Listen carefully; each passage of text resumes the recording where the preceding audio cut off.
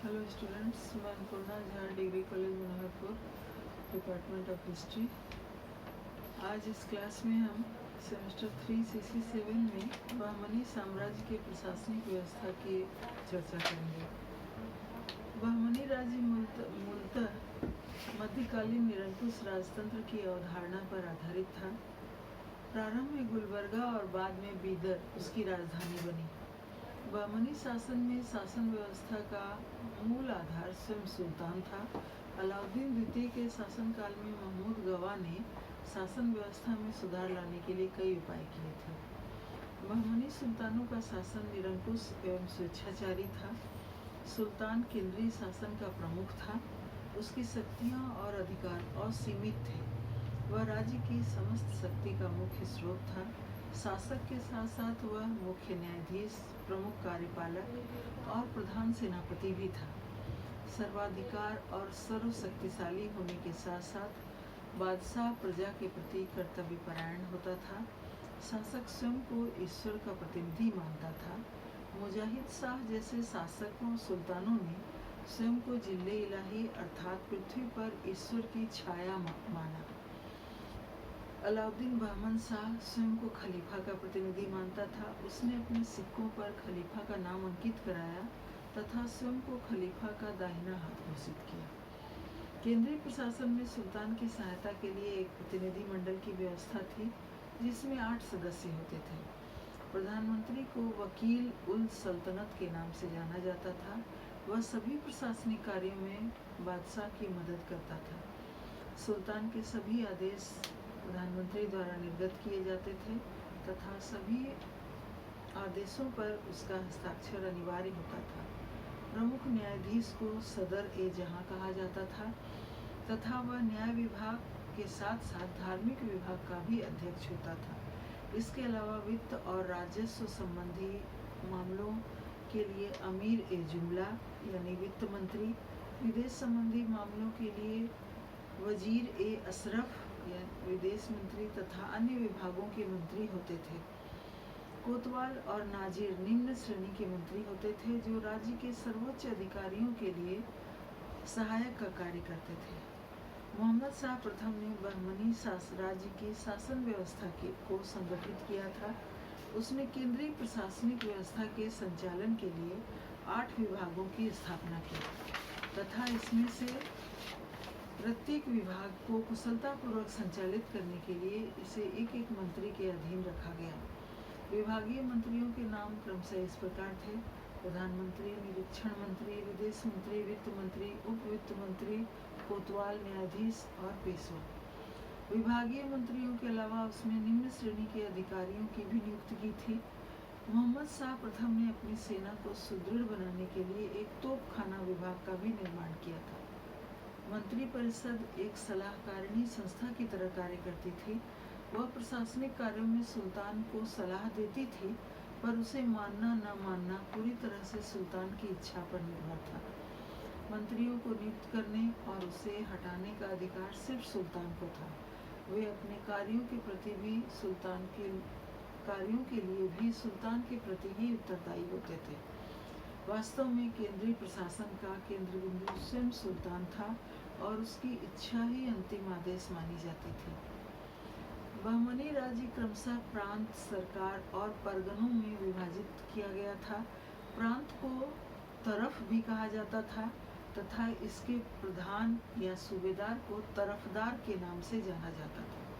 तरफदार अपने तरफ या प्रांत की हर तरह की प्रशासनिक व्यवस्था के लिए उत्तरदायी होता था। प्रारंभ में बहमनी राज्य गुलबर्गा, दौलताबाद, बीदर और बरार 4 प्रांतों में विभक्त था। महमूद गवा के द्वारा साम्राज्य विस्तार करने के पश्चात प्रांतों की संख्या बढ़कर 8 हो गई थी। प्रांतों के शासन में तरफदार की सहायता के लिए अन्य कई अधिकारियों की नियुक्ति की जाती थी।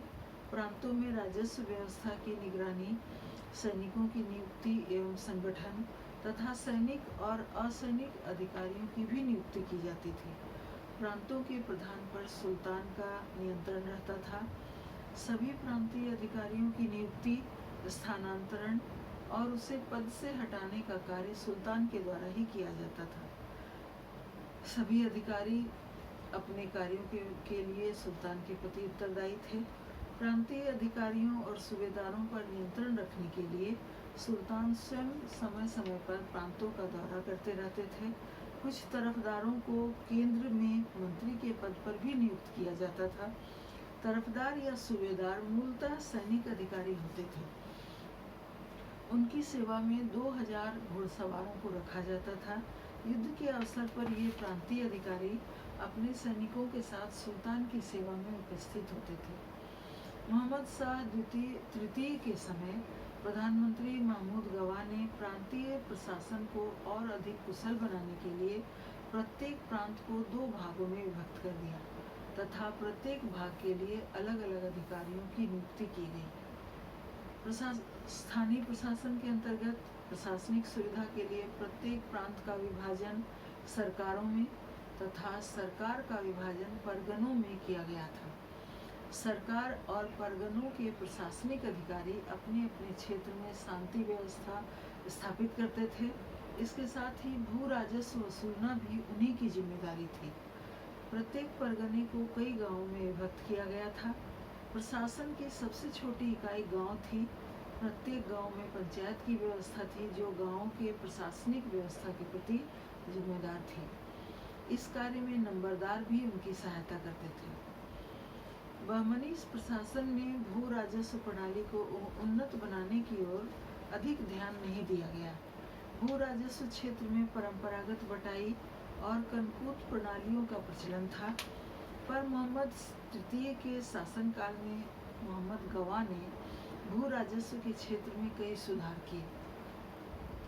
उसने कृषि योग्य भूमि की पैमाइश करवाई, भू राजस्व संबंधी रिकॉर्ड तैयार करवाए तथा पैदावार की जांच पड़ताल के बाद ही भू राजस्व का निर्धारण किया जाने लगा।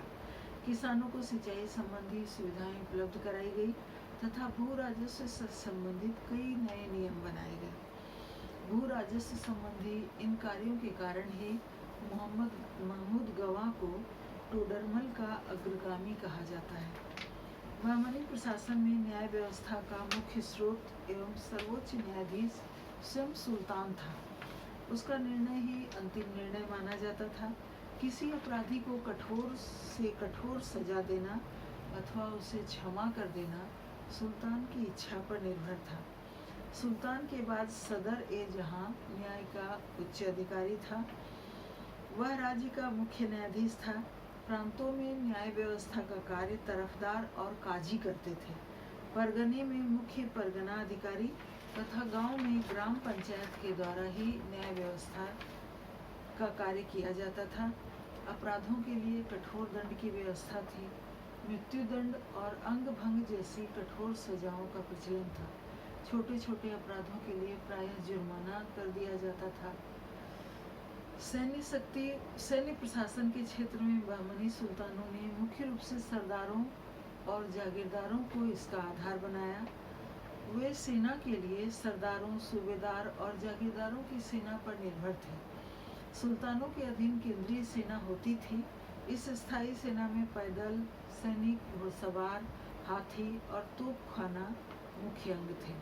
उनका तोपखाना विजयनगर साम्राज्य के तोपखाने से अधिक कुशल और शक्तिशाली था। महमूद गवा ने सेना में कई नए सुधार किए। उसने राज्य में कई दुर्गों का भी निर्माण कराया था। प्रत्येक प्रांत के सूबेदार के अधीन केवल एक दुर्ग को रखा जाता था। शेष सभी दुर्गों को सुल्तान द्वारा नियुक्त सैन्य अधिकारियों को सौंप दिया जाता था। बहमनी साम्राज्य की प्रशासनिक व्यवस्था को व्यवस्थित रूप देने का श्रेय बहुत कुछ महमूद गवा को दिया जाता है। वह मोहम्मद तृतीय का प्रधानमंत्री था। एक सफल विजेता होने के साथ साथ वह एक कुशल शासन प्रबंधक भी था। उसने बहमनी राज्य को 8 प्रांतों अथवा तरफ में विभाजित कर दिया तथा प्रत्येक तरफ के प्रशासन की जिम्मेदारी तरफदारों या सूबेदारों को सौंप दी। उसने तरफदारों या प्रांतीय सूबेदारों के अधिकार सीमित कर दिए तथा उन पर केंद्र का कठोर नियंत्रण लागू कर दिया। ऐसा करने का उद्देश्य यह था कि सैन्य शक्ति संपन्न सूबेदारों पर अंकुश रखा जा सके और उनकी विद्रोही प्रवृत्ति पर नियंत्रण रहे। उसके द्वारा प्रत्येक अमीर का वेतन और उनकी जिम्मेदारियां भी तय कर दी गई थी। 500 की संख्या में सैनिक रखने वाले अमीरों को 1 लाख हूण वेतन के रूप में दिए जाते थे। इसके अलावा वेतन के रूप में उन्हें जागीरें भी दी जाती थी। इन जागीरों के शासन प्रबंध के उत्तरदायित्व के साथ साथ वहाँ की राजस्व व्यवस्था पर भी उनका नियंत्रण था। प्रत्येक प्रांत में खालसा भूमि होती थी जो सुल्तान के अधिकार क्षेत्र में होती थी तथा उसके राजस्व पर सुल्तान का अधिकार होता था। मोहम्मद गवा ने भू राजस्व प्रणाली को सुधारने के लिए कई महत्वपूर्ण सुधार किए, जिसके कारण बर्मनी साम्राज्य में भू राजस्व व्यवस्था का काफ़ी विस्तार हुआ और उनकी आय काफ़ी बढ़ गई। Thank you.